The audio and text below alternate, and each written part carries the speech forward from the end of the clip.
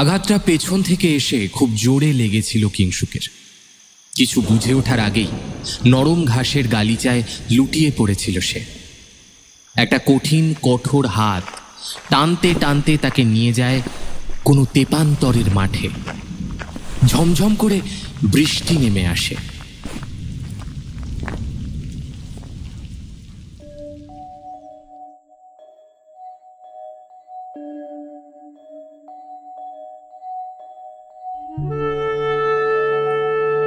Fiction হান্টের সমস্ত গল্প শুনতে এক্ষুনি সাবস্ক্রাইব করুন আমাদের ইউটিউব চ্যানেলে।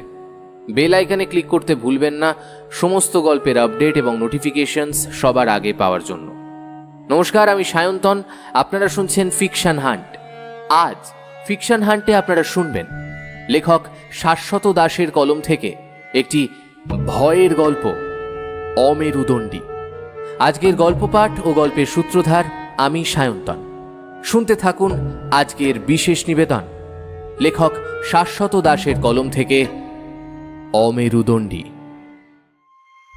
আঘাতটা পেছন থেকে এসে খুব জোরে লেগেছিল কিংসুকের। কিছু বুঝে ওঠার আগেই নরম ঘাসের গালিচায় লুটিয়ে পড়েছিল সে। একটা কঠিন কঠোর হাত টানতে টানতে তাকে নিয়ে যায় কোনো তেপান্তরের মাঠে। ঝমঝম করে বৃষ্টি নেমে আসে।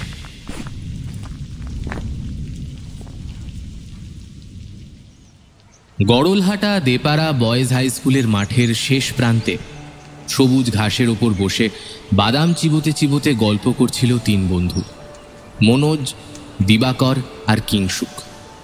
উত্তরের কনকনে বাতাস তাদের গায়ে হাত বুলিয়ে যাচ্ছিল আলতো করে। তাতেই কেঁপে কেঁপে উঠছিল তারা। একেই এই দেপাড়া গ্রাম্য এলাকা। এখানে পুজোর পর থেকেই প্রত্যেক বছর বেশ ঠান্ডা পড়ে যায়। এমনিতেই গ্রামগঞ্জে গাছপালা বেশি থাকায় শীতটা বেশ জাঁকিয়ে পড়ে। প্রত্যেক দিন নিয়ম করেই মাঠে এসে ক্রিকেট খেলে ছেলেরা। বেশিরভাগই তাদের মধ্যে দেপাড়া বয়েজ স্কুলের ছাত্র, যেমন কিংসুক, মনোজ আর দিবাকর। ওদের এখন ক্লাস 12, সামনেই উচ্চ মাধ্যমিক পরীক্ষা, কিন্তু তাতে নিয়মিত খেলতে আসার রুটিনে কোনো রকম বাধা পড়েনি। আর খেলা শেষে প্রায় প্রত্যেক দিন মাঠের এই শেষের দিকটায় এসে বসে থাকে তারা। ফেরিওয়ালার কাছ থেকে 5 টাকার বাদাম কিনে ভাগ করে খায়। আজও তেমন বসে গল্প করছিল ওরা তিনজনে। বেশিরভাগটাই ক্রিকেট নিয়ে আলোচনা, কে কেমন বল করলো, কার কত রান বেশি হলে জিততে পারতো, এই সব। বলতে বলতে কথাটা ইন্ডিয়ান ক্রিকেট দল অব্দি গড়ালো। দেখলি আজ প্রশান্তর বোলিংটা? শেষ উইকেটটা তো পুরো মিডল স্টাম্প ছিটকে দিল। আরে তুই বোলিং এর কথা বলছিস? আমি তো অবাক, ব্যাট হাতে ঠুকে ঠুকে কিভাবে ম্যাচটা ড্র করালো। হ্যাঁ, তাজা বলেছিস। সব দিক থেকেই ওর একটা অল আউট পারফরমেন্স দেখলাম এই প্রশান্ত শর্মা ছেলেটার। এইরকম কথা চলতে চলতে হঠাৎ কোত্থেকে একটা মাছি চলে এসে দিবাকরের নাকের কাছে ভন ভন করে উঠতে লাগলো। দিবাকর একটু বিরক্ত প্রকাশ করে বলল,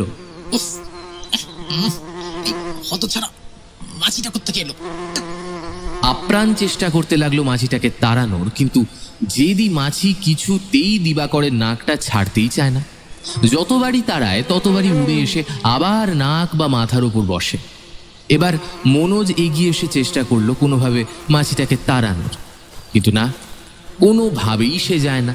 আরে আরে এ তো এক আজব জ্বালা, বলে উঠল বিরক্ত মনোজ।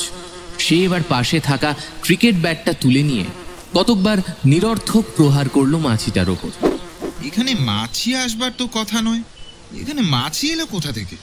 কেউ কি নোংরা কিছু ফেললো নাকি? কিন্তু আশপাশে ওরা কোনো আবর্জনা দেখতে পেল না যেখানে মাছি এসে বসতে পারে। তাদের কথাবার্তার মধ্যে এরকম অবাঞ্ছিত ভাটা পড়ায় মনোজ আর দিবাকর যখন মাছিটাকে যার পর নাই গালিগালাজ করে চলেছে আর সেটাকে তাড়ানোর আপ্রাণ চেষ্টা করছে, তখন অসাধারণ ক্ষিপ্র গতিতে প্রায় দিবাকরের নাকের ডগায় বসা মাছিটা মনোজের তাড়ানোর জন্য বাড়িয়ে দেওয়া হাতের ফাঁক থেকে হাত গলিয়ে দুহাতের মুঠোয় বেশ শক্ত করে ধরল কিংসুক। তারপর অনায়াসে মুখের মধ্যে পুড়ে দিয়ে চিবোতে লাগলো, এমন ভঙ্গিতে যেন একটা বাদাম খোসা ছাড়িয়ে চিবোচ্ছে সে। তুই কি করলি কিংসুক? মাছিটাকে তুই খেয়ে ফেললি? কিংসুক বিন্দুমাত্র বিচলিত না হয়ে বলল, আরে বাবা, তোদের তো খুব জ্বালাতন করছিল এটা, আর মেরে না ফেললে ওর হাত থেকে নিস্তার ছিল না। ইস, আরে মেরে ফেলা এক কথা আর খেয়ে ফেলা অন্য কথা, তোর ঘেন্না করলো না? আর এতে ঘেন্নার কিছুই নেই, খুব স্বাভাবিক। পোকামাকড়দের শরীরে এমনিতেই অনেক প্রোটিন থাকে। আর তাছাড়া আমাদের পূর্বপুরুষরা, মানে একেবারে আদিম মানুষরা যখন শাক পাতা মাছ মাংস খেতে শেখেনি, তখন কি তারা দু একটা পোকামাকড় মশামাছি ধরে খেত না? আচ্ছা তুই বল দিবাকর, সেদিন জোরে সাইকেল চালাতে গিয়ে তোর হাঁ করা মুখে একটা শ্যামা পোকা ঢুকে গেল, তুই তো সেদিনও সেটাকে হজম করে দিলি। তার বেলা এরকম তো কত হয়, ছোটখাটো পোকামাকড় আমাদের মুখে ঢুকে যায়, আমরাও সেটাকে হজম করে নিই, ওসব কিছুই হয় না। এই বলে মাথাটা অন্যদিকে ঘোরালো কিংসুক। আরে পোকামাকড় অ্যাক্সিডেন্টালি মুখে ঢুকে যাওয়া এক জিনিস, তা বলে জেনে বুঝে একটা মাছি ধরে খেয়ে ফেললি? কত রোগের জীবাণু বহন করে জানিস এই প্রাণীটা? আমরা তো কোনো খাবারে মাছি বসলে সেটা ফেলেই দিই। কত বড় বড় মিষ্টির দোকানে ইনসেক্ট কিলার ব্যবহার করে এই মাছিদের মেলে ফেলার জন্য। আর যত পচা গলা জিনিস, মৃতদেহ, নোংরা আবর্জনা সব কিছুর ওপর বসে মাছি এই প্রাণীটা, তুই তাকে ধরে ধরে খেয়ে ফেলবি এভাবে? ছি! আর মাছি ধরাটাও যে এত সহজ কাজ নয়, তুই ধরলি কি করে? ও আমার অভ্যেস আছে। কথাটা বলে কিংসুক একটা ঢেকুর তুলল বড় করে।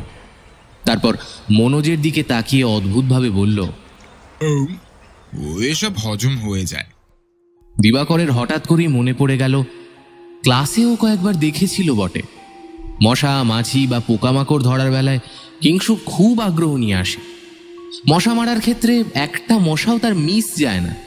ভীমরুল বা বলতা দেখলেই অদ্ভুত ভঙ্গিতে ধরে নিয়ে হাতের মুঠোয় পিষে দেয়, হুল ফোটানোর ভয় পায় না। দিবাকর এই ব্যাপারটা দেখেছিল ঠিকই, কিন্তু পোকামাকড়গুলোর পরিণতি কি হতো তা অতটা খেয়াল করেনি কোনোদিন। এখন সে একবার মনোজের দিকে তাকালো। মনোজ অন্যমনস্কভাবে যেন কিছু একটা ভাবছে। তাহলে কি সেই একই কথা সে ভাবছে যে এতক্ষণ মনোজের মাথার ভেতর ঘুরপাক খাচ্ছে?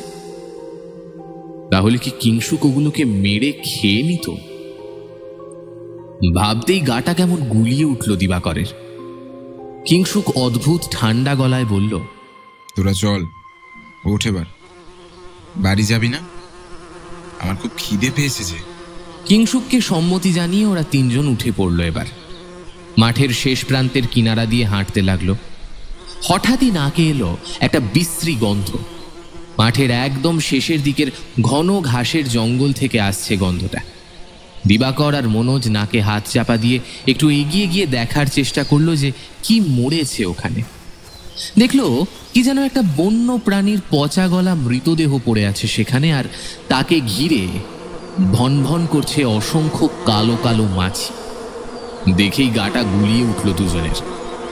ওরা দুজনে ঘেন্না ভরে পিছিয়ে আসতেই কিংসুক ওদের পিঠে হাত রাখল, বলল, তোরা দুজন বাড়ি যা, আমি একটু আসছি। বলে প্রায় দৌড়ে এগিয়ে গেল ঘন ঘাসের নিবিড় জঙ্গলে। তারপর মৃত জীবটার পচা গলা দেহাবশেষটার সামনে বসে একটা করে মাছি ধরে খেতে লাগলো পরম তৃপ্তিতে। এই দৃশ্য দেখে যে খুব ভয় পেয়ে গেল মনোজ আর দিবাকর তা বলাই বাহুল্য, কিন্তু তাও বন্ধুকে ফিরিয়ে আনবার শেষ চেষ্টা করলো একবার। চলে আয়, ওরে এদিকে চলে আয় বলছি, শরীর খারাপ করবে রে তোর। কিরে, আয় এদিকে। মনোজ দেখল একেবারে অন্ধকার হয়ে গেছে চারিদিকে। শীতকালে সন্ধ্যের দিকে মাঠের এই পূব প্রান্তের দিকটায় কেউ থাকে না, নইলে এই নাটক দেখতে লোক জমা হয়ে যেত। এদিকে যত হাওয়া দিচ্ছে, মৃত প্রাণীটার দেহাবশেষ থেকে আসা পচা গন্ধটা আরো তীব্র হচ্ছে। চলে আয় কিংসুক, এরকম কাজ করিস না তুই। খিদে পেলে তুই আমাদের বাড়ি চল, আমরা তোকে খাওয়াচ্ছি। তুই কি খেতে চাস বল? চলে যা তোরা, আমার খাওয়ায় বাধা দিস না। এবার তার গলার স্বর হিম শীতল ফ্যাঁস ফ্যাঁসে, যেন কোনোভাবে খুব ঠান্ডা লেগে গলা বসে গেছে তার। প্রচণ্ড ভয় করতে লাগলো এবার দিবাকর আর মনোজের।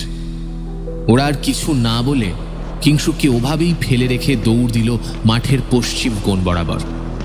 তারপর স্কুলের গা লাগোয়া মতিদের বাড়ি থেকে সাইকেল দুটো নিয়ে সজোরে প্যাডেলে চাপ মারল।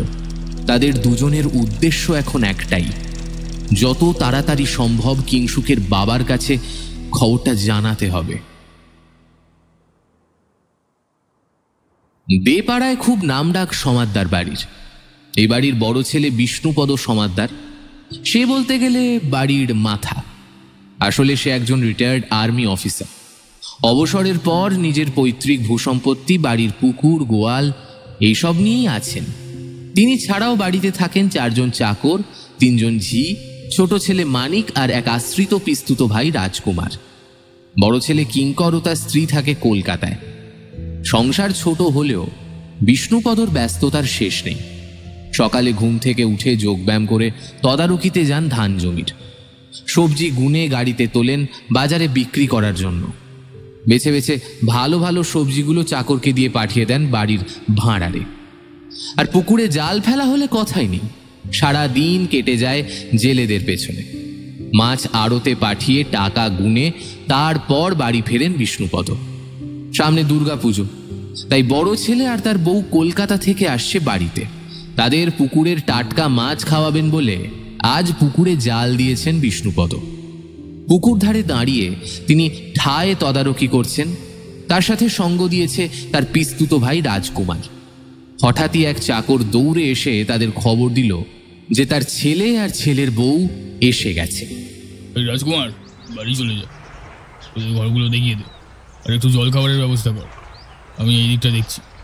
রাজকুমার সেই মতো বাড়ি চলে গেল ওদের সাথে দেখা করতে। বিষ্ণুপদর বড় ছেলে কিঙ্করের বউ বড় সুন্দরী, লক্ষ্মীমন্ত। তার দিকে প্রথম থেকেই কুদৃষ্টি পড়েছিল অবিবাহিত বাস্তুহীন রাজকুমারের। এ ব্যাপারটা চোখ এড়ায়নি কিঙ্করের, তাই তার এই কাকাটিকে কিঙ্কর ভালো চোখে দেখত না কোনোদিনও। তবু এতদিন পর বাড়ি ফিরে ভদ্রতার খাতিরে রাজকুমারকে প্রণাম করল দুজনেই। কিছু সাধারণ কুশল বিনিময়ে চলার পর কিঙ্কর তার স্ত্রীকে ভেতরের দিকে যাওয়ার নির্দেশ দিয়ে বলল, বাবা কোথায়? তাকে এসে থেকে দেখছি না। সে তো সেই সকাল থেকে বিলের ধারে জাল দিয়েছে তোমরা আসবে বলে। আচ্ছা, আমরা এবারে এসেছি একটা দরকারে। মনে হয় পুজো কাটানো হবে না আমাদের। কেন? তোরা তো প্রত্যেকবারই পুজো কাটিয়ে তারপর যাস। হ্যাঁ, কিন্তু এবারে হয়তো আবারও আসতে হবে। বাবা বলেছিলেন এত বড় সম্পত্তি তার একার পক্ষে দেখাশোনা করা সম্ভব হচ্ছে না, তাই আমাকে আর ভাইকে যার যার ভাগটা বুঝিয়ে দিয়ে সব বেচে আমাদের সাথে গিয়ে কলকাতায় থাকবে। আর তাছাড়া আমার স্ত্রীর শরীরটা ঠিক ভালো যাচ্ছে না। এই কথাগুলো শুনেই রাজকুমারের মনে কু ডাকতে শুরু করেছিল। সে কিঙ্করের বউকে দেখেই বুঝেছে যে ও পোয়াতি। রাজকুমার আগে শুনেছিল যে বিষ্ণুপদ একটা উইল করে তার 2 ছেলের সাথে তাকেও কিছু দিয়েছিল। এখন যদি বিষ্ণুপদ জানতে পারে যে তার নাতি বা নাতনি আসছে, তাহলে তার মত বদলালেও বদলাতে পারে। তিনি আবার উইল পরিবর্তন করতেও পারেন তাকে সামান্য কিছু দিয়ে। আর এই বাড়ি বেচে দিলে রাজকুমারী বা থাকবে কোথায়? এই বাড়ির একটা অংশ তার চাই। সে শুনেছে যে ছোট ভাইও বিদেশে পড়তে চলে যাবে। রাজকুমারের মনে আশঙ্কার ঘন মেঘ জমাট বাঁধে। সে মনে মনে ভাবে আরেকটা অন্য সম্ভাবনার কথা। যদি বিষ্ণুপদ নতুন উইল করার আগেই মারা যায়, তাহলে তো আর উইল পরিবর্তনের প্রশ্নই উঠবে না। সে কিঙ্করকে বিদায় দিয়ে মনে মনে ফন্দি আঁটতে থাকে। এদিকে দুপুরবেলা বিষ্ণুপদ বাড়ি ফিরে এলে কিঙ্কর তার স্ত্রীকে সাথে করে তার সাথে দেখা করতে যায়। তাকে প্রণাম করে তার স্ত্রী এবং আসন্ন সন্তানের কথা জানায়। ভারী খুশি হয় বিষ্ণুপদ এই কথা শুনে। ছেলেকে সে গর্ব ভরে আলিঙ্গন করে, প্রাণ ভরে আশীর্বাদ করেন বৌমাকে। কিঙ্কর এবার আস্তে আস্তে বাবার সঙ্গে বিষয় সম্পত্তি ভাগ বাটোয়ারার সম্পূর্ণ আলোচনা সেরে নেয়। বিষ্ণুপদ কালকেই উকিল ডাকবে এবং যত তাড়াতাড়ি সম্ভব জমি সহ এই বাড়ি বেচে দিয়ে কিঙ্করের সাথে কলকাতায় চলে যাবে বলে প্রতিশ্রুতি দেন। দরজার বাইরে পর্দার আড়াল থেকে সমস্ত কথা শোনে রাজকুমার। সে তাড়াতাড়ি একটা কুবুদ্ধি আঁটে। তার কাছে থাকা জমানো কিছু টাকা দিয়ে সে বাজার থেকে খুব জোরালো একটা বিষের শিশি কিনে আনে। রাজকুমার জানে যে বিষ্ণুপদর প্রত্যেক দিন রাতে দুধ দিয়ে রুটি মেখে খাওয়া অভ্যেস। সে অধীর আগ্রহে অপেক্ষা করে রাতের জন্য। সেদিন অসুস্থতার নাম করে রাতে কিছু খায় না রাজকুমার। সবাই খেতে বসলে চাকর বাকরের অলক্ষ্যে রান্নাঘরে ঢুকে বিষ্ণুপদর বরাদ্দ দুধের বাটিতে সম্পূর্ণ বিষটা মিলিয়ে দেয়। তারপর অপেক্ষা করে এক বিশেষ মুহূর্তের। এদিকে ছেলে বৌমার সাথে খোশ গল্প করতে করতে খাওয়ায় ব্যস্ত থাকে বিষ্ণুপদ। তখনই খুব জোরে একটা টিকটিকি ডেকে ওঠে। খুব ভয় পেয়ে যায় সকলে। আরে দেখো সবাই, এই ঘরের টিউবলাইটের নিচে একটা টিকটিকি অনেকদিন ধরেই থাকে। তোমরা তো কেউ থাকো না, আমি মাঝে মধ্যে একলা লাগলে ওর সাথেই গল্প করি। ওই আমার বন্ধু। এই বলে ঠাট্টার ছলে হেসে ওঠেন। সবাই দেওয়ালের দিকে তাকিয়ে দেখে সত্যি একটা অস্বাভাবিক বড় আকারের টিকটিকি সামনে উঠতে থাকা একটা মাছির দিকে লোলুপ দৃষ্টিতে তাকিয়ে আছে। বাবা, এত বড় টিকটিকি আমি এখানে থাকতে আগে কখনো দেখিনি তো। ওকে ভাগিয়ে দিচ্ছ না কেন? খাবার ঘরের দেওয়ালে এত বড় টিকটিকি যদি খাবারে এসে পড়ে, খাবারটা তো নষ্ট হবে। আরে না রে, অনেক দিন ধরে আছে ও। আমার ঘরের ওই উটকো পোকামাকড় খেয়ে সাফ করে। ওগুলো ওর প্রিয় খুব। পোলাও কালিয়াতে ওর লোভ নেই। এই বলে হেসে ওঠেন বিষ্ণুপদ। তারপর বৌমার দিকে তাকিয়ে বলেন, দেখছো তো বৌমা, আমাদের খাওয়া শেষ হয়ে গেল, ও বেচারা এখন ওর খাবারটাকে পেল না। খুব ছটফট করছে মাছিটা। এরই মধ্যে চাকর এসে বিষ্ণুপদ টেবিলে দুধ রুটির বাটিটা রাখল। ওদিকে দেওয়ালে টিকটিকি আর মাছিটার মধ্যে খণ্ড যুদ্ধ শুরু হয়েছে। টিকটিকিটা মাছিটাকে প্রায় বাগে এনে ফেলেছে, আর একটু হলেই গিলে নেবে। বিষ্ণুপদ সবেমাত্র দুধ রুটির বাটিটা কাছে এনে খাওয়া শুরু করতে যাবে, অমনি দেওয়ালে থাকা টিকটিকিটা টাল রাখতে না পেরে টুপ করে এসে পড়ে বিষ্ণুপদর বাটিতে। পরেই ছটফট করতে থাকে। সবাই চিৎকার করে ওঠে, দেখলে তো বাবা, আজকেই যে আশঙ্কার কথা বলছিলাম সেটাই সত্যি হলো। বাবু, আপনি কিছু চিন্তা করবেন না, আমি এক্ষুনি আপনাকে নতুন দুধ এনে দিচ্ছি। আর কিছু খেতে ইচ্ছে করে না বিষ্ণুপদর। তার মনটা ভারাক্রান্ত হয়ে যায়। সে তার খুব প্রিয় একটা প্রাণীকে বিনা কারণে ছটফট করতে করতে তার চোখের সামনে মরতে দেখছে। এই ব্যাপারটা তাকে পীড়া দেয়। না থাক, আজকের মতো আমার খাবার শেষ। তুই এই বাটিটা বাইরে ফেলে দিয়ে, আমি এই বাড়িতে যেন ওই বাটিটা আর না দেখি। খাওয়ার টেবিল ছেড়ে উঠে শোবার ঘরের দিকে চলে যায় বিষ্ণুপদ। এদিকে রাজকুমার চিৎকার শুনে ভাবে হয়তো বিষ্ণুপদ অসুস্থ হয়ে পড়েছে, তাই সে খুব নাচতে নাচতে বাইরে বেরিয়ে আসে। কিন্তু চাকরের মুখ থেকে পুরো ঘটনা শুনে ক্রোধে তার মুখ চোখ কঠিন হয়ে ওঠে।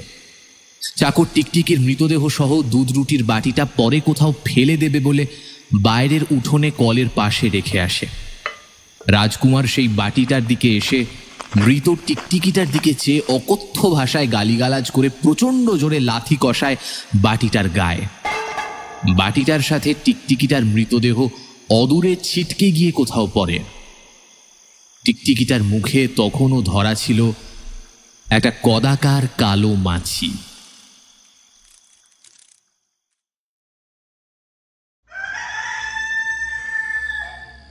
আজ হঠাৎ করেই মোরগের ডাকে ঘুমটা ভেঙে গেল মনোজের। সে ধরফর করে বিছানায় উঠে বসল। কাঁচা ঘুম ভেঙে যাওয়ায় প্রথমটা ঠিক কিছু বুঝতে পারল না সে। তারপর আস্তে আস্তে উপলব্ধি করল এখন নিজের ঘরের বিছানাতেই বসে আছে। ঘড়ি দেখল সে, সবে 3:15। কি ব্যাপার হলো? এত ভোরে তো সাধারণত মোরগ ডাকে না। খগেনদের বাড়ির মোরগটা ইদানিং একটু আগেই, মানে ওই 4টে 4:30-এর দিকে ডাকতো, তা ঠিক, কিন্তু এত আগে তো কোনোদিনও ডাকেনি। আজ হঠাৎ কি হলো? আর আজকের ডাকটা ঠিক স্বাভাবিক নয়। মনোজ বুঝল আজ যেন মোরগটা আর্তনাদ করছে। তার সাধারণ ডাকটা বিকৃত হয়ে বীভৎসতার রূপ নিয়েছে। বড্ড কানে লাগছে আওয়াজটা। মনোজ আর বেশি গা করল না। কাল সকালে তাকে মাঠে যেতে হবে, তাই সে তাড়াতাড়ি করে চাদর মুড়ি দিয়ে শুয়ে পড়ল। সকালে ঘুম থেকে উঠে মুখটুক ধুয়ে মনোজ যখন মাঠে যাওয়ার জন্য বাড়ি থেকে বেরোলো, তখন সে দেখল তাদের বাড়ির সামনে কতগুলো লোক জটলা করে দাঁড়িয়ে কি যেন একটা আলোচনা করছে। তাদের মধ্যে খগেন খুড়োও রয়েছে। সেই যেন সবচেয়ে বেশি উত্তেজিত হয়ে কিছু একটা বলার চেষ্টা করছে। মনোজ এগিয়ে গেল। কিছুটা যেতেই তার সাথে দেখা হলো দিবাকরের। ব্যাপার শুনেছিস কালকে রাতে কি হয়েছে তোদের এখানে? না তো, কি হয়েছে? আরে খগেন খুড়ো নদর মোড়কটা কারা যেন চুরি করে নিয়ে চলে গেছে। কাল রাতে নাকি খুব চিৎকার করছিল। সবাই ভেবেছিল মোড়ক ভোরবেলা যেমন ডাকে সেরকম হয়তো ডাকছে, কেউ তাই অত গা করেনি। আজ সকালে উঠে খগেন খুড়ো দেখে যে খাঁচায় মোড়ক নেই, শুধু কতকগুলো পালক ছিঁড়ে পড়ে আছে আর খানিকটা রক্ত। খগেন খুড়ো তো রেগে আগুন, পাড়ার সবাইকে গালমন্দ করছে। আসলে মোড়কটা ওর অনেক দিনের, তো রেগে যাওয়াটাও স্বাভাবিক। আমিও কাল রাতে ডাকটা শুনেছি।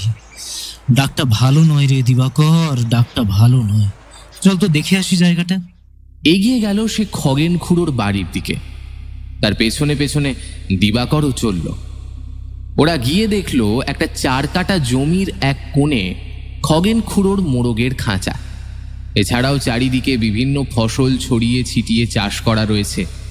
খাঁচাটার দুদিকে দুটো খুঁটি পোঁতা, একটা জলের পাত্র রাখা সামনে, আর খাঁচার ভেতরে একটা দানা শস্যের পাত্র। খাঁচার দরজাটা তখনও হাট করে খোলা। চারদিকে ছড়িয়ে ছিটিয়ে আছে কালো ও বাদামি পালক। রক্তের দাগ শুকিয়ে রয়েছে মেঝেতে। কতগুলো পায়ের ছাপও ওদের নজর এড়ালো না। চারিদিকে ধস্তাধস্তির চিহ্ন স্পষ্ট। বোঝাই যাচ্ছে মোড়কটাকে ধরতে চোরকে বেশ বেগ পেতে হয়েছে। এমনকি পালানোর সময় চোর যে খগেন খুড়োর চাষ জমির উপর দিয়েই গেছে সেটাও ওরা বুঝতে পারলো কতগুলো মটরশুঁটি গাছের মৃতপ্রায় অবস্থা দেখে। হঠাৎ কিসে যেন চোখটা আটকে গেল মনোজের। কি যেন একটা দেখতে পেয়ে সে নিচু দলা পাকানো ঝোপটা থেকে তুলে নিল। দিবাকর মনোজের দিকে তাকিয়ে অবাক হয়ে বলল, রূপোর আংটি এখানে কোথা থেকে এলো? মনোজ চোখ সরু করে দিবাকরের দিকে তাকিয়ে রইল। দিবাকর, এটা চিনতে পারছিস? দিবাকর এবার হয়তো চিনতে পারল জিনিসটা কার, কিন্তু সে মুখে কিছু বলল না। বিমর্ষভাবে মাটির দিকে তাকিয়ে রইল। হঠাৎই অদূরে কিছু লোকের বিচ্ছিন্ন গলার আওয়াজ শোনা গেল। চল দিবাকর, এবার যাওয়া যাক। এখন আর এখানে থাকা উচিত হবে না। তারা খগেন খুড়োর বাড়ির দিক থেকে বেরিয়ে বাঁ দিক ঘেঁষে খানিকটা এগিয়ে গিয়ে একটা বুড়ো বটগাছের তলায় এসে দাঁড়ালো। দিবাকর চল, জিনিসটা যা তাকে ফেরত দিয়ে আসি। তারা আর বিলম্ব না করে বটগাছটাকে ডান দিকে ফেলে নাক বরাবর হাঁটতে লাগলো। কিছুক্ষণ পরে তারা এসে পৌঁছলো একটা দোতলা দালান দেওয়া বাড়ির সদর দরজার সামনে। বাড়িটাকে দেখেই বোঝা যায় যে একসময় সেটা একটা সম্পন্ন গৃহস্থের বাড়ি ছিল। এখন দেখভালের অভাবে জরাজীর্ণ হয়ে আছে। বাড়ির একদিকটা রোদে জলে ভেঙে পড়ে গেছে, ব্যবহারের অযোগ্য। যেটুকু জায়গায় থাকা যায় সেখানে এখন দুটো মানুষ বসবাস করে, কিংসুক সমাদ্দার ও তার বাবা কিঙ্কর সমাদ্দার। মনোজ ও দিবাকর সদর দরজা দিয়ে ঢুকে বাঁদিকের দোতলার সিঁড়ি দিয়ে উঠে এলো। উঠেই তাদের অতি পরিচিত বারান্দার পরিবড়গা দেওয়া ঘরটায় প্রবেশ করল। ঘরে ঢুকেই তারা দেখতে পেল জানলা বন্ধ, যেমন রোজই থাকে। বিশেষ করে শীতকালে কিংসুক কোনোদিনও জানলা খোলে না। সে কেমন কুঁকড়ে লেপের মধ্যে বসে থাকে। আজও তারা দেখতে পেল একই দৃশ্য। ঘরে টিমটিম করে জ্বলছে একটা কম পাওয়ারের আলো। তার মধ্যেই কিংসুক গায়ে লেপ মুড়ি দিয়ে বসে আছে, মুখটাকে সামনের দিকে বের করে দেওয়ালের দিকে তাকিয়ে খুব মন দিয়ে কি যেন একটা দেখছে। তার দৃষ্টি অস্বাভাবিক রকমের স্বপ্নালু অথচ প্রখর। অদ্ভুত লাগছে তাকে। হয়তো কোনো হুঁশই নেই যে তার ঘরে দুটো মানুষ এসে প্রবেশ করেছে। তার সামনে খোলা রয়েছে উচ্চ মাধ্যমিকের একটা টেস্ট পেপার। বোঝাই যাচ্ছে সে পড়তে বসেছিল। তার মধ্যে কিছু একটা দেখে সে এরকমভাবে সব কিছু ফেলে দেওয়ালের দিকে তাকিয়ে আছে। মনোজ ভালোভাবে দেয়ালটার দিকে দেখতে লাগলো যে কি রয়েছে। ভালোভাবে দেখে সে বুঝতে পারলো একটা ছোট আরশোলার ছানা। সেটার দিকেই কিংসুক ওরকমভাবে তাকিয়ে আছে। দিবাকর এবার এগিয়ে এসে কিংসুককে কিছুটা ঝাঁকিয়ে দিল। তোরা এসেছিস, বস এখানে। তোর গলায় কি হলো আবার?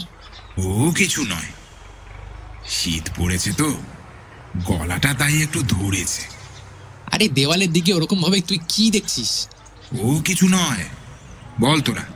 ঠিক সেরকমই ফ্যাঁস ফ্যাঁসে গলায় বলল কিংসুক। মনোজ এবার তার পকেট থেকে বের করলো রূপোর আংটিটা, তারপর কিংসুকের চোখের সামনে ধরে বলল, দেখ তো এটা চিনতে পারিস কিনা। কিংসুক আংটিটা দেখেই ভয়ার্ত গলায় চিৎকার করে উঠল। এটা তুই কোথা থেকে পেলি? মনোজের হাত থেকে প্রায় আংটিটা ছিনিয়ে নিল সে। তারপর আংটিটা হাতে পরে নিয়ে রাগে গজরানোর মতো নাক দিয়ে এক ধরনের শব্দ করতে লাগলো। দিবাকর আর মনোজ দুজনেই কিংসুকের এই রূপ দেখে ভয়ে খানিকটা পিছিয়ে গেল। তারা দেখল মাথা নিচু করে কিংসুক ফুঁসছে, তার নাকের ছিদ্র থেকে হাওয়া বেরিয়ে লাগছে লেপের গায়ে।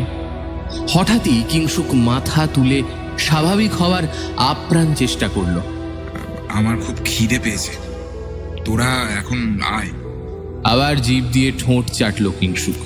তবে এরকম বারবার জিভ বের করা দেখতে দেখতে বিকট লাগছিল ওদের। ঠিক আছে, আমরা এখন আসছি, কিন্তু বিকালে তোকে মাঠে দেখতে পাবো তো? অনেকদিন ধরেই কিন্তু আসছিস না তুই মাঠে। হবে না রে, অনেক পড়া বাকি। মনোজ আর দিবাকর আর দ্বিরুক্তি না করে ওই ঘর, বলা ভালো ওই বাড়ি ছেড়ে প্রায় দৌড়ে বেরিয়ে এলো। তাদের দুজনেরই খুব ভয় করছে। কিংসুকের এই বিভৎস রূপ দেখে এই শীতেও তাদের গা থেকে দরদর করে ঘাম পড়ছে। কি বুঝলি মনোজ, সেদিন আমাদের রিঙ্কর বাবু যা বলল সেটাই তো সত্যি মনে হচ্ছে। দেখ ভাই দিবাকর, আমার যে ভয় লাগেনি কিংসুকের আচরণে তা আমি বলতে পারিনি। তবে আমি এখনো এই কথা বিশ্বাস করি না যে ব্যাপারটা অলৌকিক। আমার মনে হচ্ছে ব্যাপারটা মানসিক রূপ, এছাড়া আর কিছুই না। কলকাতায় নিয়ে গিয়ে ওর ভালো করে চিকিৎসা করাতে হবে, বুঝলি? এই ব্যাপারটা তুই কিঙ্কর বাবুকে বলেছিস? না, এখনো বলা হয়নি। আজকে দেখা হলে বলবো ভেবেছিলাম, কিন্তু ওনাকে তো দেখতেই পেলাম না। তবে মোরগ চুরির ব্যাপারটা, এটাও কি কিংসুকেরই কাজ? একদমই তাই। দেখলি না, আংটিটা দেখেই কিরকম ভাবে ফোঁস করে উঠলো। কিন্তু ও মোরগ চুরি করবেটা কেন? কোনোদিন তো এসব পুষতেও দেখিনি। আরে পুষবে কেন? হয়তো মেরে খেয়ে নিয়েছে। হ্যাঁ, কি বলছিসটা কি? ও একটা অত বড় সাইজের মোরগ মেরে খেয়ে নিতে পারবে? হ্যাঁ, তাও অত রাতে? ছাড়ালোই বা কোথায়? রান্না করলোই বা কখন? হয়তো কাঁচা খেয়েছে, একেবারে পালক শুদ্ধ কামড়ে কামড়ে, সেরকম সেদিন মাছিটাকে খেলো। কি বলছিস? ক্যানিবালিজম? হঠাৎ করে একটা মানুষের ক্যানিবালিজম চলে আসবে কেন? যাবতীয় উত্তর আমরা ওকে কোনো মানসিক চিকিৎসকের কাছে নিয়ে গিয়ে দেখালেই পাবো। কিন্তু যতদিন না উচ্চ মাধ্যমিকটা শেষ হচ্ছে ততদিন তো কিছু করা সম্ভব নয়। আগে ওর বাবার সঙ্গে কথা বলা উচিত। ওর কোনো মেন্টাল ট্রমা আছে কিনা বা কোনো শখ পেয়েছে কিনা সেটা দেখা উচিত। দেখ দিবাকর, আমি, তুই আর কিংসুক একসাথে ছোটবেলা থেকে বড় হয়েছি, একই পাড়ায় থাকি। ওর বাড়িতে আমাদের নিয়মিত যাতায়াত ছিল এক সময়। এরকম কিছু হলে আমরা জানতাম না। আর তাছাড়া শখ বা ট্রমা বা এক্সট্রিম কোনো ট্র্যাজেডি যদি থাকে তবে তা কিঙ্কর বাবুর আছে। কারণ আমরা জানি যে এই কিংসুককে জন্ম দেওয়ার সময় ডাক্তারদের গাফিলতির কারণে ওনার স্ত্রী মানে কিংসুকের মা মারা যান। আচ্ছা, ছোটবেলা থেকে মাকে কাছে না পাওয়াটা কিংসুকের এরকম অবস্থার জন্য দায়ী নয় তো? কিঙ্কর বাবু হয়তো ওকে ঠিকভাবে মানুষ করতে পারেননি।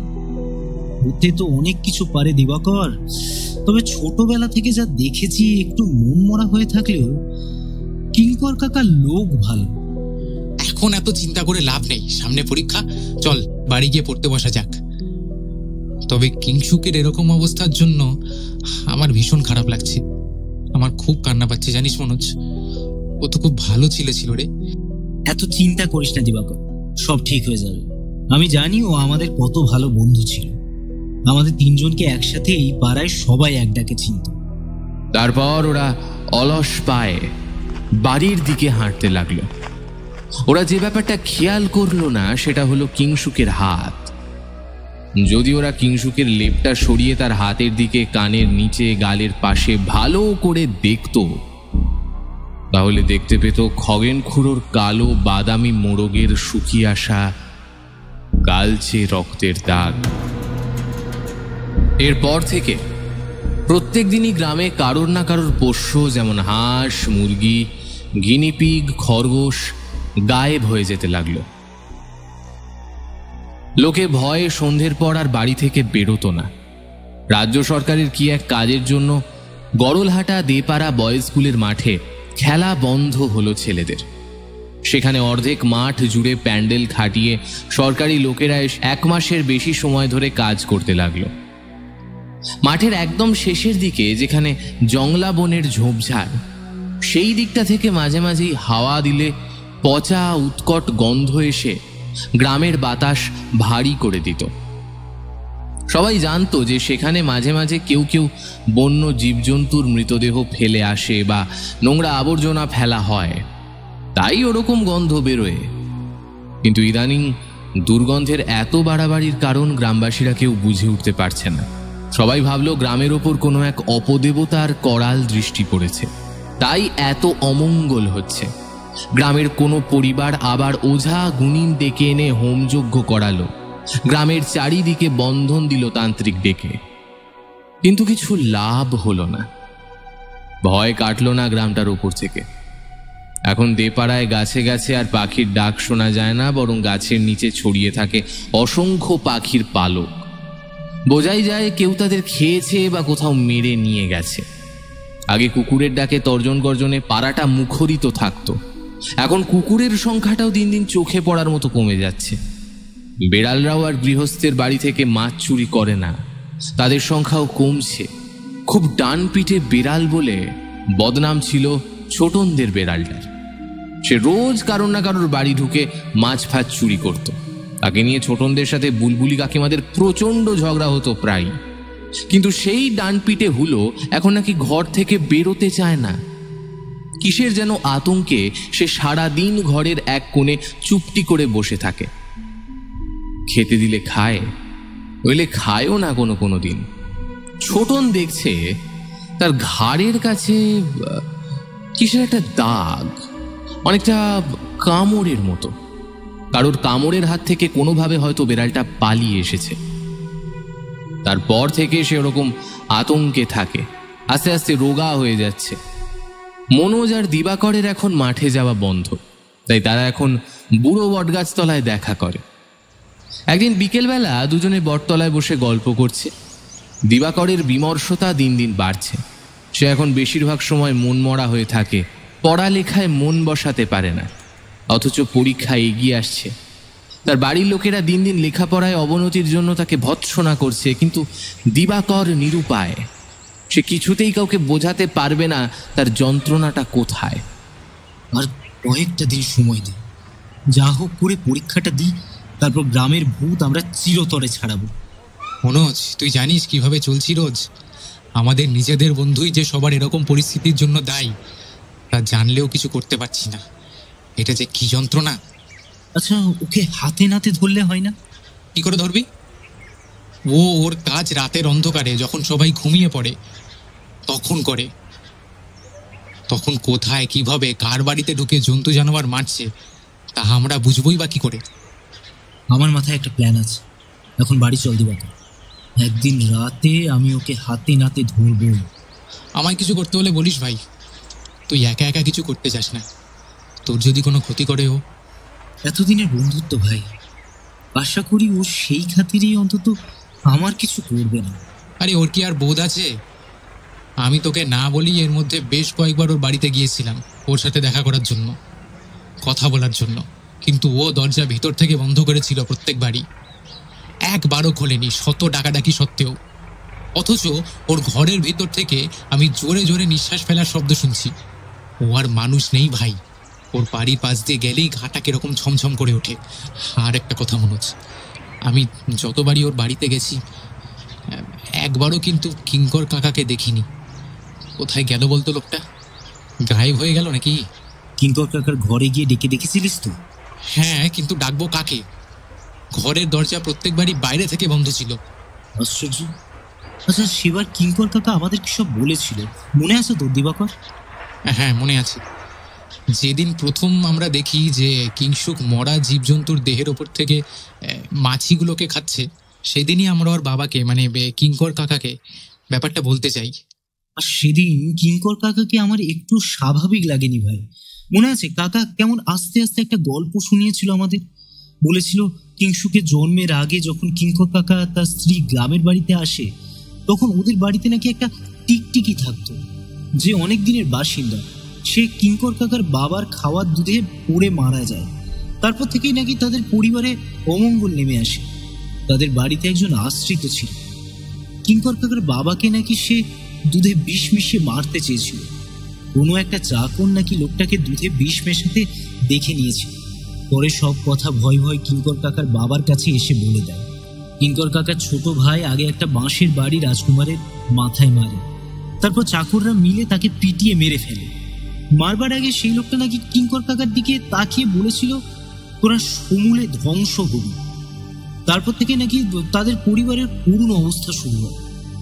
কিঙ্কর কাকার বাবার ক্যান্সার ধরা পড়ে, কিঙ্কর কাকার নিজের কলকাতার বড় চাকরি চলে যায়, কিংশুকের মা তাকে জন্ম দিতে গিয়ে মারা যায়, আর তার ভাই কলকাতার কোনো একটা বাজে লোকের পাল্লায় পড়ে নিজের বাবা দাদা ভাইপোকে না দেখেই পালিয়ে যায়। তখন থেকেই গ্রামে এসে রয়েছে কিঙ্কর কাকা।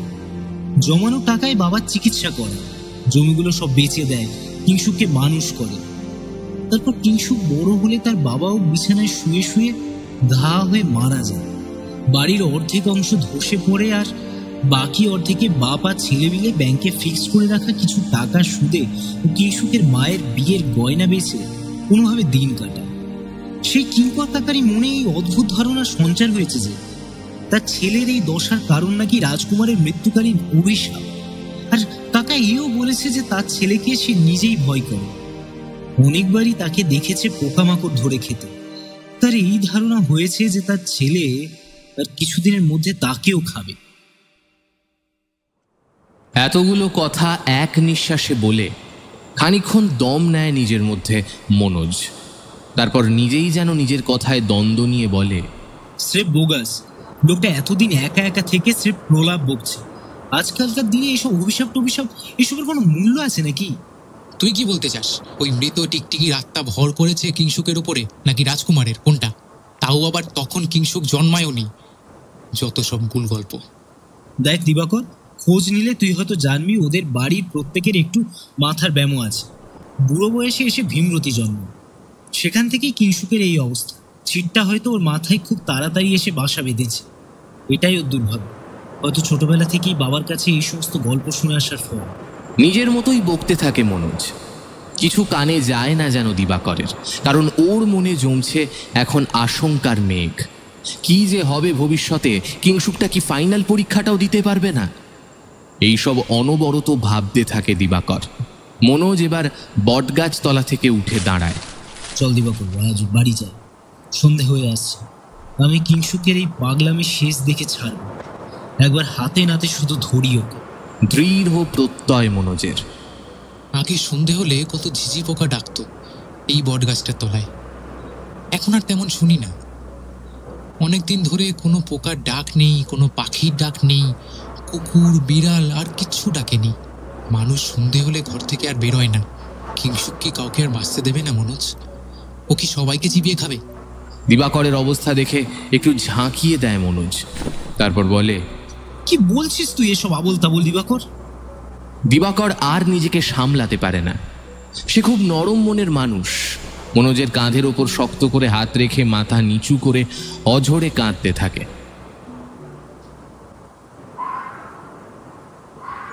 দূরে কোথাও থেকে একটা শিয়ালের বাচ্চার আর্তনাদ শোনা যায়। ভর পেয়ালের সন্ধেবেলা শিয়ালের এরূপ কান্না শুনে আঁতকে ওঠে ওরা দুজনে। ওরা বুঝতে পারে কুকুর বেড়াল গিনিপিগ খরগোশ মশামাছির পর এখন কিংশুকের শিকার হয়তো অন্য কোনো শয়তান। বটতলা থেকে সোজা বাড়ি ফিরল না মনোজ। একটা দোকান খুঁজতে লাগলো, কিন্তু না। বেশ কয়েকদিন ধরে সন্ধ্যের পর বাড়ি থেকে বিশেষ লোকজন না বেরোনোর ফলে দোকানগুলো রাতের বেলা খোলা থাকে না। বিক্রি তেমন হয় না। লোকজন প্রয়োজনীয় জিনিস সকালে কিনে রাখে অথবা পাশের গ্রাম থেকে আনায়। লোকের মনে অযাচিত একটা ভীতি এসে বাসা বেঁধেছে। সাইকেল করে ঘুরতে ঘুরতে মনোজ দেপাড়া গ্রামীণ লাইব্রেরি ছাড়িয়ে আরও অনেকটা বাইরের দিকে চলে এলো। তারপর অনেক খোঁজাখুঁজির পর একটা দোকান খোলা পেল সে। সেখান থেকে এক প্যাকেট বিস্কুট কিনল। বিস্কুটের প্যাকেটটা হাতে নিয়ে এদিক ওদিক দেখতে লাগলো। বেশি দূর যেতে হলো না, সামনেই একটা কুকুরকে কুণ্ডলি পাকিয়ে শুয়ে থাকতে দেখলো মনোজ। তার কাছে এসে বিস্কুটের প্যাকেটটা থেকে বিস্কুট বের করে একটা একটা করে দিতে লাগলো তাকে। কুকুরটাও কুঁই কুঁই করে উঠে মুখটা তুলে একবার মনোজকে দেখলো, তারপর বিস্কুটগুলোকে পরম যত্নে একটু একটু করে খেতে লাগলো। মনোজের খুব মায়া হলো কুকুরটাকে দেখে। সে আরও খানিকটা বিস্কুট তাকে দিল, তারপর সাইকেলটা নিয়ে আবার নিজের বাড়ির উদ্দেশ্যে রওনা দিল। এইরকমভাবে প্রায় দিনই পাশের পাড়া এসে কুকুরটাকে বিস্কুট, কেক, মাঝে মাঝে হরিপদদার মাংসের দোকান থেকে আনা মুরগির ছাঁট এইসব খাওয়াতে লাগলো মনোজ। কুকুরটাও খুব ন্যাওটা হয়ে গেল। মনোজ আর সাইকেল নিয়ে আসতো না, হেঁটে আসতো কুকুরটাকে খাওয়াতে।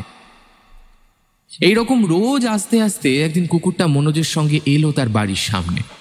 মনোজের বাড়িটা গ্রামের একদম মাঝখানে। বেপাড়া বয়েজ স্কুল মাঠ থেকে তাদের বাড়ির দূরত্ব বেশি নয়। যেদিকটা স্কুল মাঠের একদম শেষের দিক, তার বিপরীত দিকের সোজা রাস্তা বরাবর এলেই মনোজদের বাড়ি।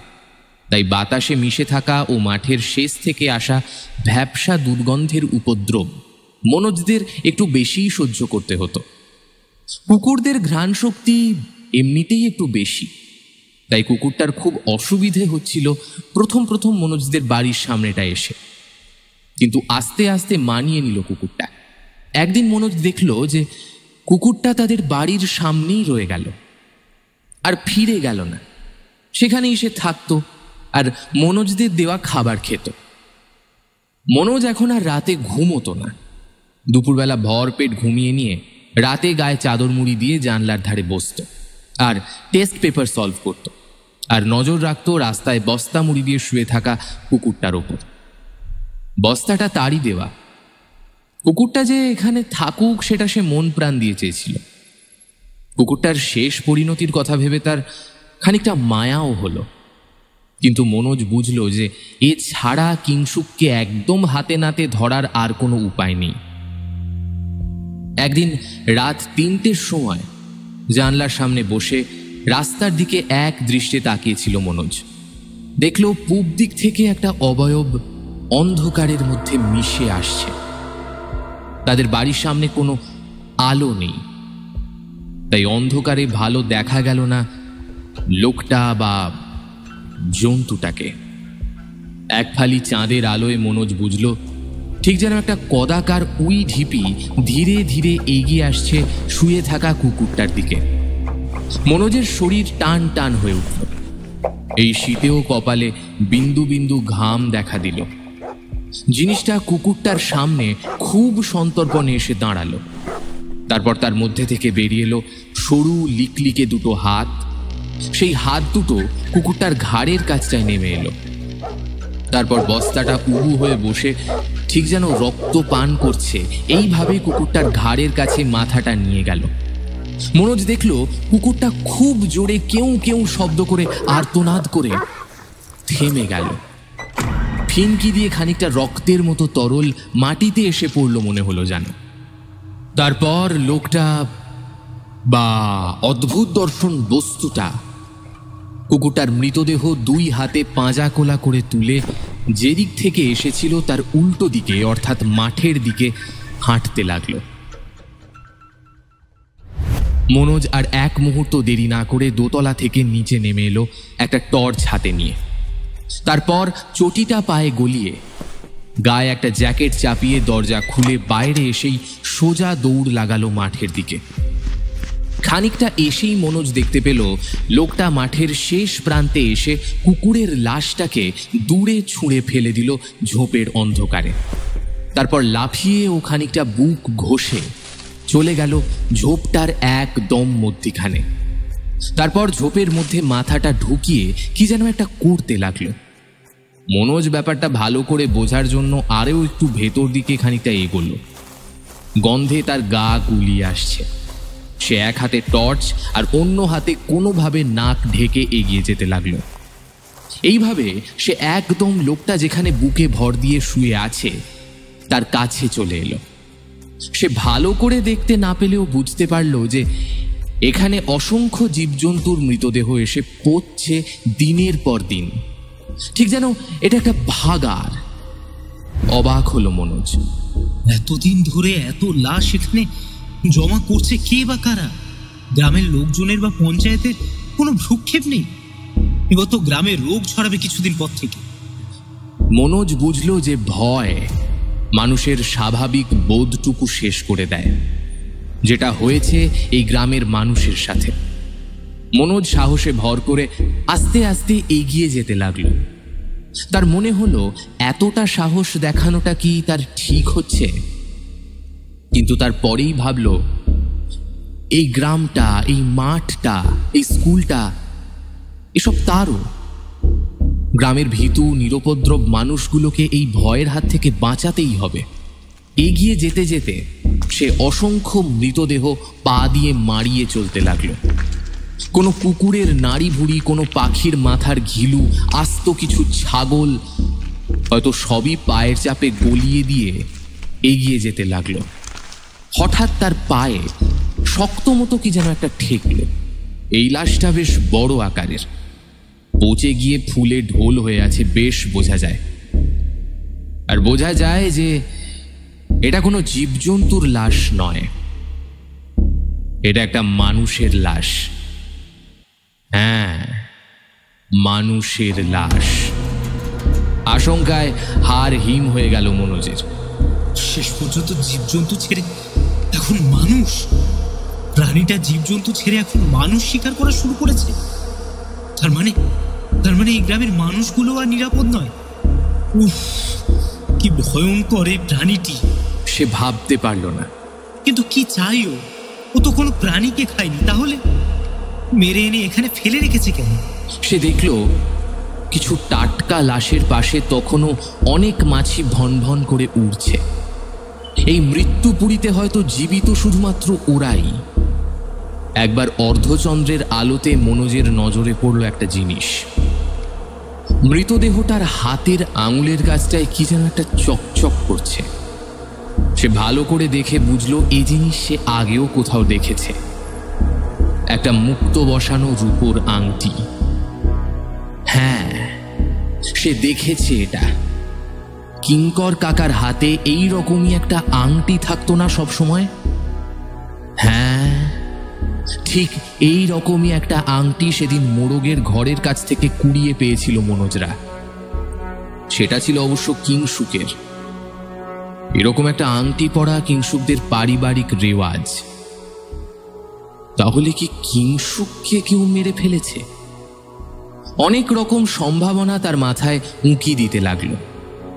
অদূরে মাটিতে থাকা প্রাণীটা একবার একটু নড়ে উঠল।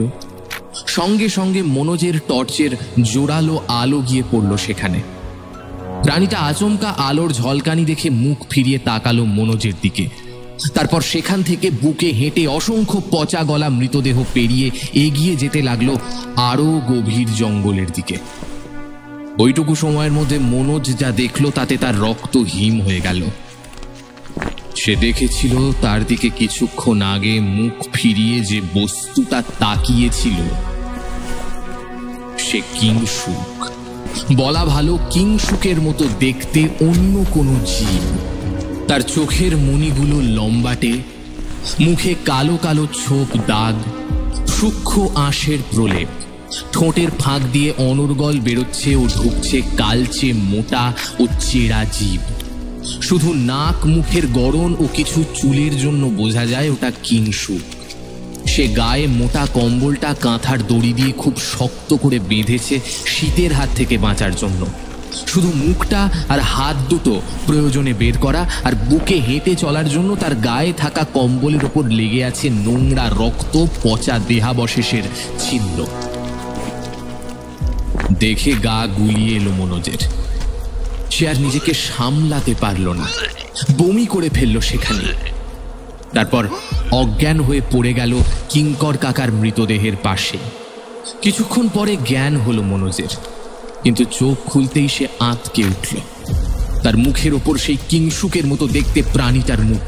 সে বারবার তার বিভৎস জিভটা বের করছে, আর মনোজের গায়ে লেগে থাকা বমি ও মৃতদেহের পচা অংশের ওপর উড়ে এসে বসে থাকা মাছিদের সেই জিভ দিয়ে টেনে টেনে মুখে পুড়ছে। তার গরম নিঃশ্বাস এসে পড়ছে মনোজের মুখের ওপর।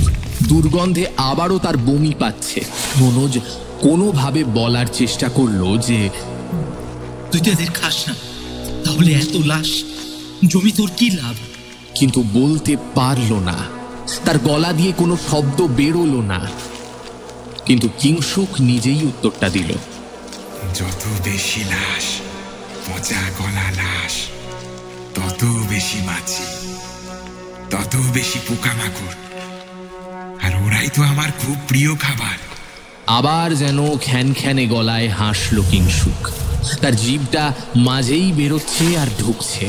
অনবরত সবজে রঙের লালা এসে ভিজিয়ে দিচ্ছে মনোজের মুখ। আর যেটা দেখলে ওটা আমার বাবা। হ্যাঁ, নিজের বাবা কিঙ্কর সমাদ্দারের লাশ। ওই লোকটা আমায় খাবার খেতে বাধা দিচ্ছিল একদিন। দিলাম ঘুমন্ত অবস্থায় ঘাড়ের মধ্যে দাঁত বসিয়ে। তারপর ওর লাশ আমায় অনেক খাবারের যোগান দিয়েছে। অনেক মাছি এসে বসতো ওর পচা গলা শরীরে। জানিস, ওরা খুব উপাদেয়। তবে জানিস মনোজ, আমার খাবারের উৎস আস্তে আস্তে ফুরিয়ে যাচ্ছে। একটু মাছের সন্ধানে আর কত বাগানে বাগানে ঘুরবো বলতো? এ পাড়ায় একটা কুকুর বিড়াল আসতো নেই। আমি তবে অন্য কোথাও যেতেও চাই না এখান থেকে।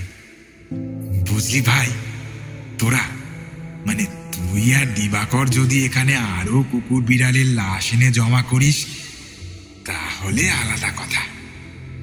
নইলে এবার থেকে মারবো শুধু মানুষ, শুধু মানুষ। অনেক অনেক মাছি আসবে ওদের ওপর, আমি তৃপ্তি করে খাবো। তোকেও আজ এখানে মেরে ফেলে রেখে যেতে পারতাম, কিন্তু মারলাম না, কারণ অনেক ছোটবেলার বন্ধু তুই আমার। তোর উপকারগুলো আমার মনে আছে। পারলে আমায় সাহায্য করিস, কিন্তু বিরক্ত করিস না। মনোজের শরীরটা টানতে টানতে এনে সে রাখল স্কুল লাগোয়া পোস্ট অফিসের চাতালে। তারপর বুকে হেঁটে জঙ্গলের দিকে মিলিয়ে গেল। মনোজের চোখের তলায় আবার গভীর অন্ধকার নেমে এলো ঝুপ করে।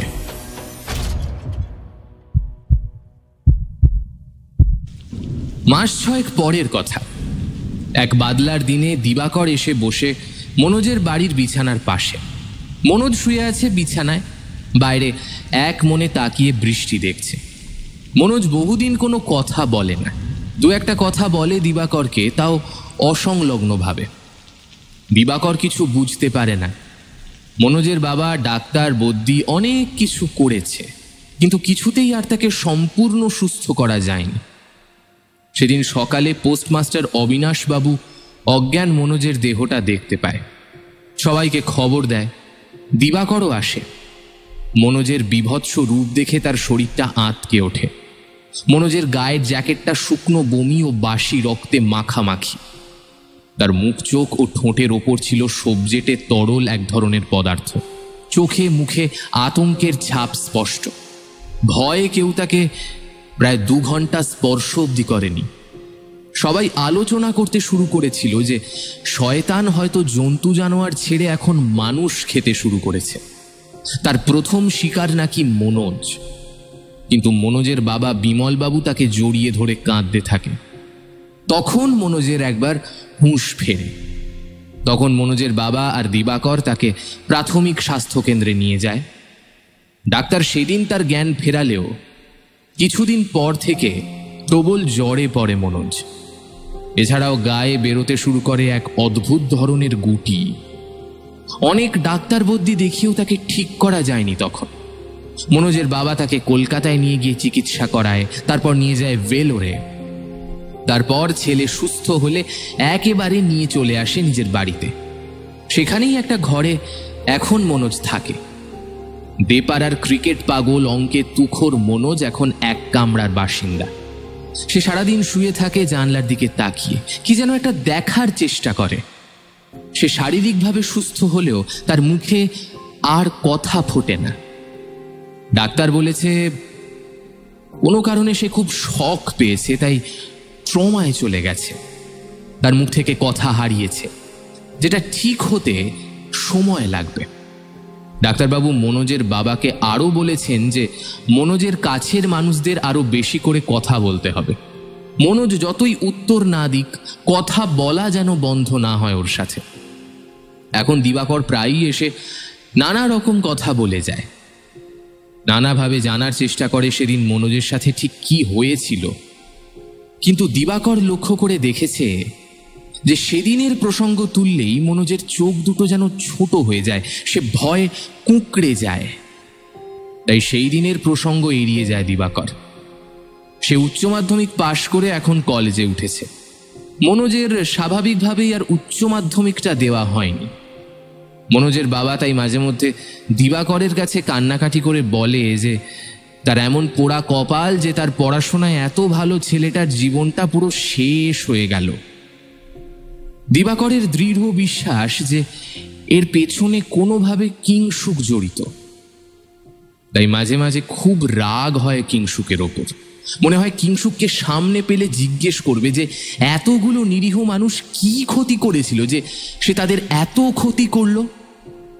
মনোজ বারবার বলতো সব একদিন ঠিক হয়ে যাবে, কিন্তু সে আর সেই কাজটা করতে পারল না কিংসুককে সুস্থ করতে। নিজেই মাঝখান থেকে অসুস্থ হয়ে পড়ল। দিবাকর আর মনোজের বাবা একবার গিয়েছিল পুলিশের কাছে কিংসুকের নামে ডায়েরি করতে। তারা এটাও বলেছিল যে ওই বাড়িতে কিছু একটা আছে যার জন্য গ্রামে এত জীবজন্তু মারা যাচ্ছে। পুলিশ এসেছিল, গ্রামের লোকজন জড়ো করে কিংসুকদের বাড়িতে গিয়েছিল সবাই, কিন্তু কিচ্ছু পাওয়া যায়নি। ঘরগুলো দেখেই বোঝা গিয়েছিল ওই বাড়িতে আর কেউ থাকে না। সব কিছু বহুদিনের অব্যবহৃত, মোটা ধুলোর আস্তরণ পড়েছিল জিনিসপত্রের ওপর। দুটো মানুষ যেন স্রেফ উবে গিয়েছিল ধুলোর মতো। তবে দিবাকর দেখছিল কিংসুকের ঘরের টিউবলাইটের নিচের দিকে একটা বড় মোটা টিকটিকি জুলজুল করে দেখছে আর মাঝে মাঝে টিকটিক করে ডাকছে। ওটাকে দেখেই সেদিন বুকের ভেতরটা ছ্যাঁত করে উঠেছিল দিবাকরের। এখন গ্রামে নতুন উপদ্রব শুরু হয়েছে। কুকুর বেড়াল তো শেষ, তাই এখন গ্রাম থেকে উধাও হচ্ছে মানুষ। কেউ মাঠে ধান ছড়াতে গেছে, হয়তো ফিরতে তার একটু দেরি হয়ে গেছে, কিন্তু সে আর বাড়ি ফিরছে না। কেউ খেয়ে দিয়ে হয়তো বাড়ি থেকে 10-12 গজ দূরে একটু ধূমপান করতে এসেছে, ব্যাস, তার আর দেখা নেই। রাত করে অফিস ফেরতা যাত্রী গায়েব, অনেক জায়গায় পুজো করা বামুন গায়েব, নাপিত থেকে শুরু করে কুলি, কামিন, মুটে, মজুর, ঝি, চাকর, পাগল, ভবঘুরে, সে যেই হোক, একটু রাতের দিকে বাড়ির বাইরে থাকলেই আর তার নিস্তার নেই। এ কারণে গ্রামের লোকজন সব কাজ ছেড়ে দিয়ে বাড়িতে বসে আছে, প্রাণের ভয়, বড় ভয়। ফলে ঘরে ঘরে আর্থিক সংকট, অনটন দেখা দিচ্ছে। সকাল থেকে পুলিশ স্টেশনে গ্রামবাসীরা হত্যে দিয়ে পড়ে থাকে। গ্রামের চারিদিকে পাহারা বসিয়েছে থানা থেকে, কিন্তু জানা যাচ্ছে তাদের মধ্যে থেকে কয়েকজন কনস্টেবলও গায়েব। এজন্য ভয় আর কেউ পাহারা দিতে চাইছে না। আইনি ব্যবস্থা অচল হয়ে পড়েছে এখানে। দেপাড়া বয়েজ স্কুলের মাঠের শেষের দিকটা পরিষ্কার করতে পঞ্চায়েত থেকে লোক এসেছিল, কিন্তু মৃতদেহের বিভৎসতা দেখে সেখানেই বমি করে বা অনেকে মূর্ছা গিয়ে ক্ষান্ত দিয়েছে। তারা পরিষ্কার করা তাই সম্ভব হয়নি। ওই জায়গাটাকে গ্রামের ভাগার ঘোষণা করেছে পঞ্চায়েত। স্কুল কর্তৃপক্ষ দায়িত্ব নিয়ে মাঠটাকে অর্ধেক করে বেশ মোটা একটা বাউন্ডারি ওয়াল তুলে দিয়েছে। এখন একদিকেই ছোট মাঠে খেলাধুলো হয়, তাও ছেলেমেয়েরা ভয়ে থাকে। গরমকালেও সন্ধে অবধি কেউ খেলে না। আর এই সব গল্পই দিবাকর বলে মনোজকে, কিন্তু মনোজ সেই একই রকম নির্বিকার, শুধু শুনে যায় সে সব কথা। দিবাকর আরও বলে তার বাবা তাকে নাকি কলকাতার কলেজে পড়তে পাঠিয়ে দেবে। এখানে থেকে তার পড়াশোনা করতে খুব অসুবিধে হচ্ছে। রাত করে টিউশন নেওয়া যায় না, সকালে সব মাস্টাররা কলেজ করায়, তাই সকালে কেউ পড়ায় না। বিকেলে স্যারেরা পড়ালেও ছাত্ররা আসতে চায় না ভয়ে, তাদের বাড়ির লোক ছাড়ে না তাদের। দিবাকরের বাবা ওই কলেজের অধ্যাপক। গ্রামের কাছের যে কলেজে দিবাকর ভর্তি হয়েছে এখন, সে নিজে কলেজ করিয়ে একটা বাড়ি ভাড়া নিয়ে টিউশন পড়ায়, কিন্তু এখন আর তার কাছে সেরকম স্টুডেন্ট নেই। ওই বাড়িটার কাছেই ভাড়া থাকে কজন, তারাই পড়তে আসে, তাই ওনারও খুব সমস্যা হচ্ছে। এই সব কথাই অনবরত বলে চলে দিবাকর। মনোজ মন দিয়ে শোনে। একদিন পড়াতে রাত হয়ে গেছে অখিলবাবুর। অখিলবাবু মানে ডক্টর অখিল বন্ধু সরকেল, দিবাকরের বাবা। তিনি গুছিয়ে নিয়ে টিউশন ঘরের দরজা জানলা বন্ধ করে তালা দিয়ে বাইরে এসে দাঁড়ালেন। ঘড়িতে দেখলেন 8:30। তারপর আকাশের দিকে তাকিয়ে দেখলেন বেশ মেঘ করে আছে। ছাতাটা খুলে সাইকেলে উঠে রওনা দিলেন বাড়ির দিকে। উনি যত বড়ই অধ্যাপক হন না কেন, সেই প্রথম থেকেই সাইকেল চেপে কলেজে আসেন। এটা তার বরাবরের অভ্যেস বলা যায়। আকাশে বিদ্যুৎ চমক দিচ্ছে, ভালোই বৃষ্টি হবে বোঝা যায়। এই সব ভাবতে ভাবতে অখিলবাবু সাইকেল নিয়ে মাঠের ধার দিয়ে ধীর গতিতে সাইকেল চালিয়ে বাড়ি যাচ্ছিলেন। নির্ভীক অখিলবাবু মাঠের এই শেষ দিকটা দিয়ে যেতে যেতে বেশ একটু গা ছমছম করিয়ে উঠছিল। হঠাৎ করে তার চোখের সামনে দিয়ে কি যেন একটা দ্রুত বেগে চলে গেল। তিনি সাইকেলটা একটু থামিয়ে দাঁড়ালেন, তারপর একটু এদিক ওদিক দেখে নিয়ে সাইকেলে উঠতে যাবেন, অমনি পেছন থেকে কি যেন একটা এসে তার ঘাড়ের উপর বসলো। তারপর সরু দাঁতগুলো দিয়ে তার ঘাড়ের মোক্ষম জায়গায় বসালো এক কামড়। অখিলবাবু খানিকক্ষণ একটু ছটফট করে অবশ হয়ে পড়লেন। ফিনকি দিয়ে রক্ত এসে পড়ল প্রথমে সাইকেলের গায়ে, তারপর চুইয়ে পড়ল রাস্তায়। সেদিন দিবাকর মনোজদের বাড়ি এসে অনেক গল্প করছিল। সে মনোজকে বলেছিল যে তাকে অনেক বড় হতে হবে। তার বাবা এতদিন ধরে অধ্যাপনা করে এত বড় সংসারটাকে চালিয়েছেন একা হাতে, দিদির বিয়ে দিয়েছেন, তাকে আর বোনকে মানুষ করেছেন, এই সব কথা। এখন দিবাকরের সময় হয়েছে তার বাবার পাশে দাঁড়ানোর। সে অনেক বড় হবে, বাবাকে নিয়ে যাবে এই গ্রাম থেকে, এই নরক থেকে। তাকে একটা মনের মতন বাড়ি বানিয়ে দেবে সে। আর মনোজ, তোকেও নিয়ে যাবো এখান থেকে, তোকে বিদেশে নিয়ে গিয়ে চিকিৎসা করাবো আমি, দেখিস। কত স্বপ্ন দিবাকরের চোখে মুখে। এই হতাশার সাম্রাজ্যে, এই বিভীষিকাময় দেপাড়ার বুকে দিবাকরই যেন এক টুকরো আশার প্রতিমূর্তি। হঠাৎ করে বাইরে চিৎকার চেঁচামেচি শোনা গেল। সজাগ হয়ে বসল দিবাকর। মনোজও যেন একটু নড়ে চড়ে তাকালো। দিবাকরের একবার হুঁশ হলো, গল্প করতে করতে কখন যেন 9টা বেজে গেছে। এরপর মনোজের বাবার কাঁপা কাঁপা কণ্ঠস্বর শোনা গেল। দিবাকর দৌড়ে নিচে যেতেই ছোটন ও আরো অনেকের সাথে দেখা হলো। ছোটনের মুখ থেকে দিবাকর যা শুনল তা হলো এই যে 8টা বেজে গেলেও যখন দিবাকরের বাবা অখিলবাবু বাড়ি ফেরেন না, তখন দিবাকরের মা খুব চিন্তা করতে থাকেন। ছোটন ও তার দলবলের বাড়ি বয়ে এসে অনুরোধ করেন যে একটু এগিয়ে গিয়ে দেখতে। তারা সমবেত হয়ে আরো লোকজন জোগাড় করে এগিয়ে গিয়ে দেখেন যে মাঠের শেষের দিকের মাঝামাঝি অখিলবাবুর সাইকেলটা পড়ে আছে, আর তাতে রক্ত মাখা। সব শুনে দিবাকরের আর কিছু বুঝতে বাকি থাকে না। সে কাঁদতে কাঁদতে উদ্ভ্রান্তের মতন ছুটতে থাকে তার বাবাকে খুঁজতে।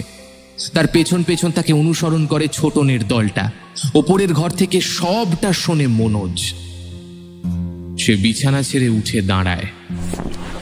তারপর একটা ব্যাগ নেয় রান্নাঘর থেকে, সিঁড়ির তলা থেকে তুলে নেয় তার অতি পছন্দের প্রায় 3 কেজি ওজনের ক্রিকেট ব্যাটটা। তার বাবা অবাক হয়ে তাকে বাধা দিতে গেলেও তাকে অগ্রাহ্য করে চুপচাপ রাস্তায় বেরিয়ে আসে মনোজ। বাবার সাইকেলটা জড়িয়ে ধরে পাগলের মতো কাঁদছিল দিবাকর। সে কখনো ভাবেনি যে তার সাথেও এরকমটা হবে। তার ছোটবেলার বন্ধু কিংসুক, যার সাথে সে একসাথে বড় হয়েছে, খেলেছে, দুজনে দুজনের বাড়িতে কাটিয়েছে কতদিন, এই দিবাকরের বাবার কোলে পিঠে চেপে কত ঘুরে বেরিয়েছে কিংসুক, আজ সেই কিনা তার এত বড় ক্ষতি করলো। সে প্রলাপের মতন বলে যাচ্ছে কথাগুলো, পাগলের মতন চিৎকার করে কাঁদছে। একদিন মনোজ তাকে বলেছিল যে সবচেয়ে বড় আঘাত সবচেয়ে কাছের মানুষের কাছ থেকেই আসে। আজ সেই কথাটা হাড়ে হাড়ে টের পাচ্ছে দিবাকর। এরকম চরম পরিণতির জন্য সে কোনোদিনও অপেক্ষায় ছিল না, প্রস্তুত পর্যন্ত ছিল না। তাকে ঘিরে দাঁড়িয়ে আছে সশস্ত্র গ্রামবাসী। কেউ তাকে আশ্বস্ত করার চেষ্টা করছে না, সবাই ভয় ভয় ব্যাপারটা হজম করার চেষ্টা করেছে। হঠাৎই ভিড় ঠেলে এগিয়ে আসে মনোজ। সবাইকে আশ্চর্য করে দিয়ে সে এগিয়ে আসে দিবাকরের দিকে, তার হাত ধরে টেনে তোলে তাকে। অবাক হয়ে যায় দিবাকর। আরো অবাক হয়ে যায় সে যখন মনোজের মুখ থেকে খুব আস্তে আস্তে বেরিয়ে আসা কথাগুলো শুনতে পায়। মনোজ কেটে কেটে বলে, আমার সাথে আয়, বদলা নিতে হবে, এটা কাঁদবার সময় নয়। ঘটনার আকস্মিকতায় দিবাকর কান্না ভুলে যায়, চুপচাপ মনোজকে অনুসরণ করে। তারপর দুজনে মাঠের দিকে হাঁটতে থাকে। সবাই তাদের ফিরে আসতে বলে, কিন্তু দুই মূর্তি আস্তে আস্তে ভাগার পেরিয়ে জঙ্গলে মিলিয়ে যায়। জঙ্গলের ভেতর খানিকটা এসে মনোজ কোমরে বাঁধা ব্যাগটা থেকে কি একটা জন্তুর মৃতদেহ বের করে। তারপর সেটা ছুঁড়ে ফেলে দেয় একটু দূরে। তারপর দিবাকরের দিকে তাকিয়ে বলে, কিংসুক কোথায় আমি জানি। তারপর তারা দুজন একটু দূরত্ব রেখে একটা ঝোপের আড়াল থেকে মৃতদেহটাকে লক্ষ্য করে। কয়েক ঘন্টা পর কতগুলো মাছি এসে উঠতে থাকে মৃতদেহটার উপর। ঠিক তখনই মনোজ আর দিবাকর দেখে একটা প্রায় উলঙ্গ শরীর বুকে ভর দিয়ে ঘাসের ওপর খসখস শব্দ তুলে কাদা মেখে এসে দাঁড়িয়েছে মৃতদেহটার উপর। তারপর জিভ দিয়ে একটা একটা করে মাছি ধরে খাচ্ছে। কিংসুককে মনোজ আর দিবাকর দুজনেই চিনতে পারে। কিংসুক যখন মাছি খেতে ব্যস্ত তখন হাতে ব্যাটটা তুলে ধীরে ধীরে সন্তর্পণে তার দিকে এগিয়ে যায় মনোজ। দিবাকর অবাক বিস্ময়ে সব কিছু দেখতে থাকে। কিংসুকের একদম সামনে এসে পেছন থেকে সর্বশক্তি দিয়ে আঘাত করে মনোজ তার মাথায়। কিছু বুঝে ওঠার আগেই অপ্রস্তুত কিংসুকের দেহটা লুটিয়ে পড়ে মৃতদেহটার পাশে ঘাসের ওপর। দিবাকর দুঃখে কেঁদে ওঠে আবার, কিন্তু মনোজ নির্বিকার মুখে তাকে বলে, আয় এদিকে, আমাকে একটু সাহায্য কর। তারপর সে কিংসুকের নিথর দেহটা টানতে টানতে নিয়ে যায় জঙ্গলের আরো ভেতরে। দিবাকরও হাত লাগায় দেহটা সরাতে। তারা লাশটাকে টানতে টানতে আরো খানিকটা ভেতর দিকে এসে এক জায়গায় থামে। ততক্ষণে অঝোরে বৃষ্টি শুরু হয়েছে, মাটি ভিজে নরম। মনোজ শক্ত দেখে দুটো ডাল ভেঙে দিবাকরকে একটা দেয়, বলে, যতটা পারিস খুঁড়তে থাক। এই বলে তারা দুজনে মিলে প্রায় এক মানুষ সমান একটা গর্ত খোঁড়ে।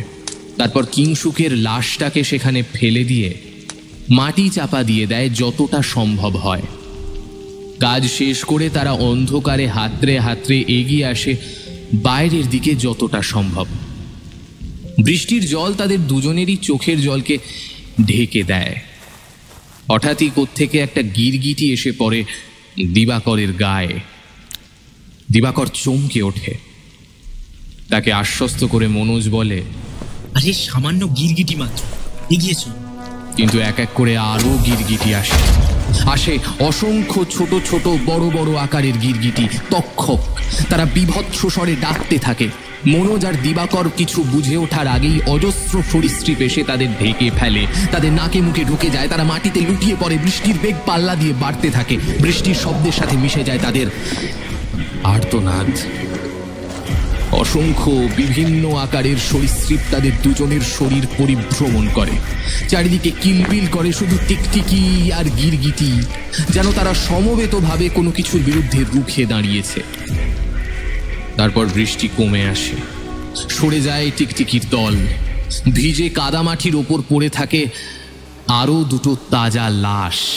তাদের ওপরে মাছি এসে ভন ভন করতে থাকে, কিন্তু কেউ খেতে আসে না আর সেই মাছিগুলোকে। সেদিন রাতে দুটো ছেলে জঙ্গলে হারিয়ে যাওয়ার পর প্রশাসন থেকে লোক পাঠানো হয়। তন্ন তন্ন করে খোঁজা হয় পুরো জঙ্গল, কিন্তু কোনো লাশ বা কোনো কিছুর কোনো চিহ্ন পাওয়া যায় না।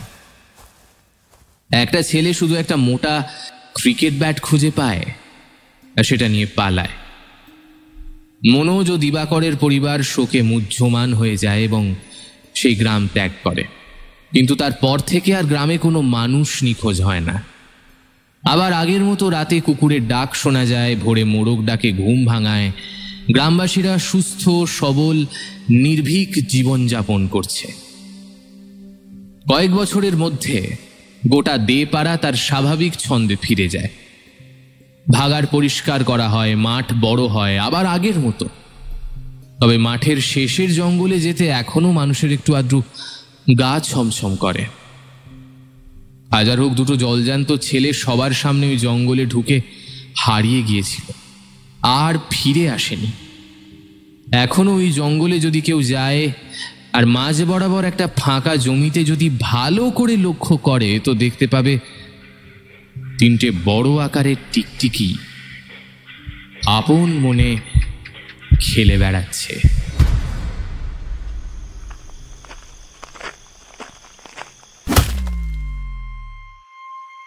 আঘাতটা পেছন থেকে এসে খুব জোরে লেগেছিল কিংসুকের।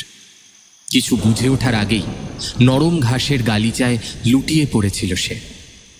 একটা কঠিন কঠোর হাত টানতে টানতে তাকে নিয়ে যায় কোনো তেপান্তরের মাঠে। ঝমঝম করে বৃষ্টি নেমে আসে।